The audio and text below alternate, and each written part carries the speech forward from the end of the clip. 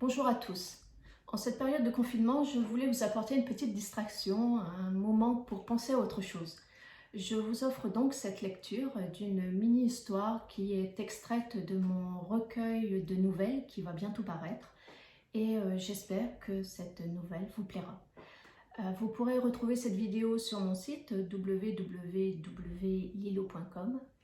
et voilà, je commence la lecture. Donc cette nouvelle s'appelle Plume. Ce matin, en me réveillant, j'ai trouvé une petite plume sur mon oreiller. Vous me direz rien d'extraordinaire en soi, sauf que mes oreillers sont en mousse et ma couette est synthétique. Aucune doudoune n'est stockée dans une armoire de ma chambre. Je n'ai pas d'oiseau de compagnie, c'est l'hiver et les fenêtres sont bien closes.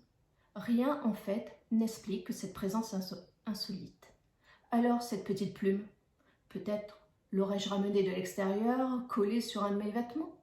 Toute la matinée, j'ai essayé de me convaincre que cette petite plume était juste le fruit d'un concours de circonstances, du hasard. À la maison le samedi matin, pour moi, c'est ménage à l'étage. Je suis donc très occupée. En effet, je fais toutes les corvées en une demi-journée, donc il faut tenir le rythme. Alors après le petit déjeuner, j'attrape tous mes outils, aspirateur, gants, javel, éponge, produits à vitre, lingettes, et hop, c'est parti. Et dès que c'est fini, une bonne douche pour clore enfin l'épisode, et voilà. Maintenant lavé, je n'ai plus qu'à enfiler un jean et un t-shirt, prendre un repas et libérer, je pourrais faire finalement ce qui me plaît.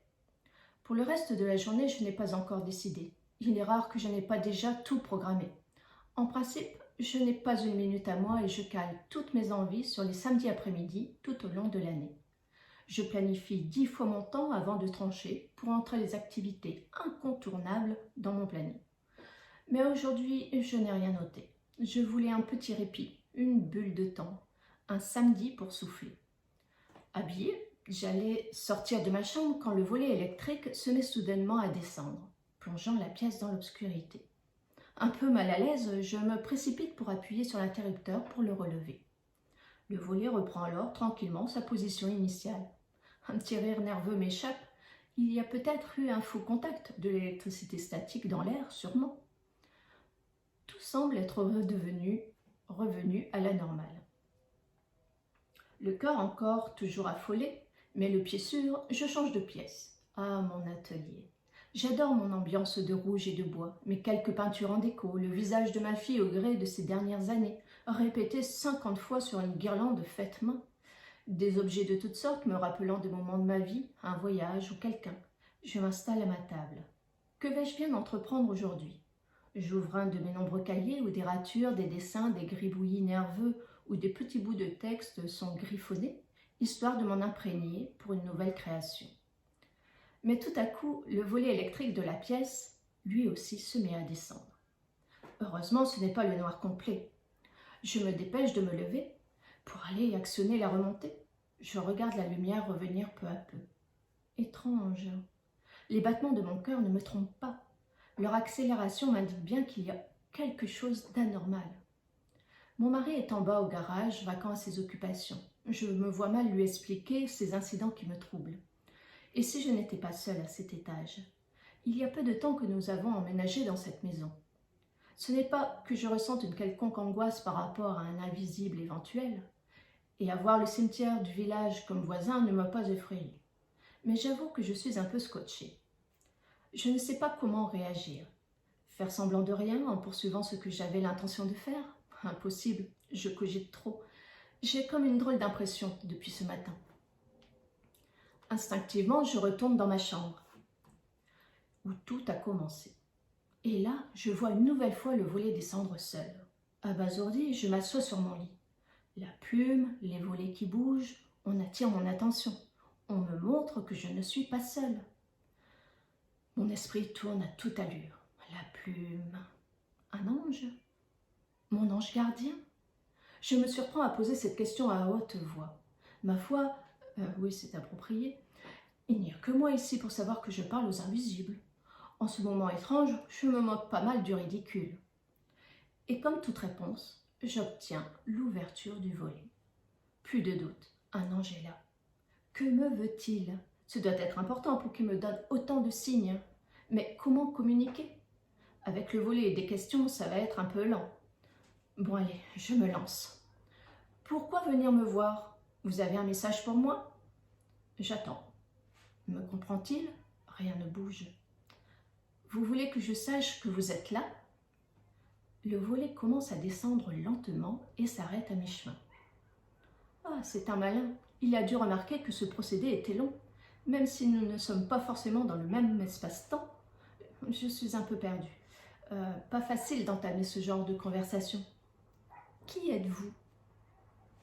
Pas de réaction. J'attends. Oui, je sais, la question est stupide. Elle doit correspondre à une réponse binaire. Si c'est positif, le volet bouge. Si c'est négatif, le volet reste muet.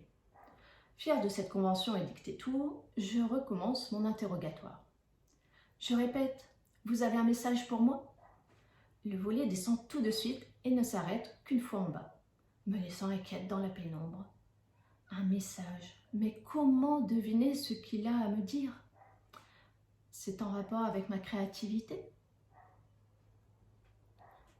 Le volet remonte. Bingo! Je m'en doutais, je vois juste. Cela fait un moment que je n'ai pas consacré de temps à écrire, à dessiner ou à peindre. Je ne dois pas laisser mes dons sans activité. Ils pourraient sûrement se tarer ou simplement je pourrais perdre en qualité et devoir ensuite m'entraîner davantage pour améliorer mon style. Je dois travailler plus ma créativité?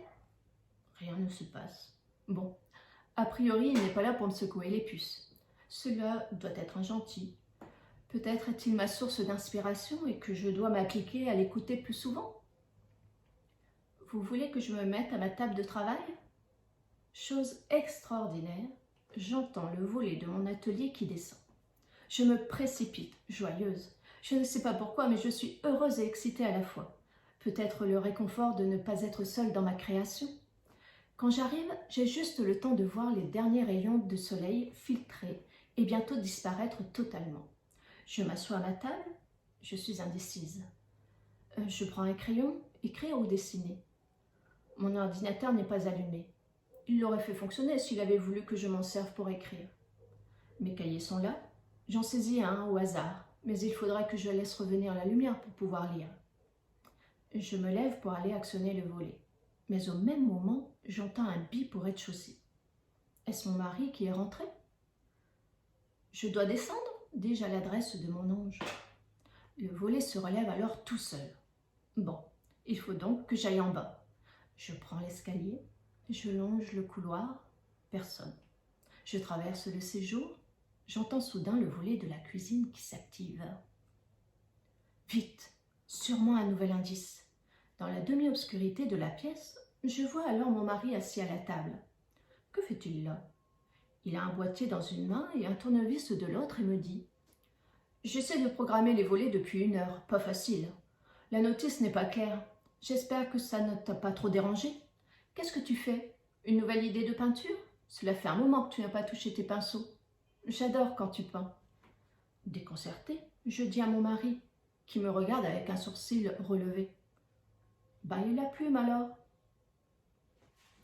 Voilà, j'espère que cette nouvelle vous a plu.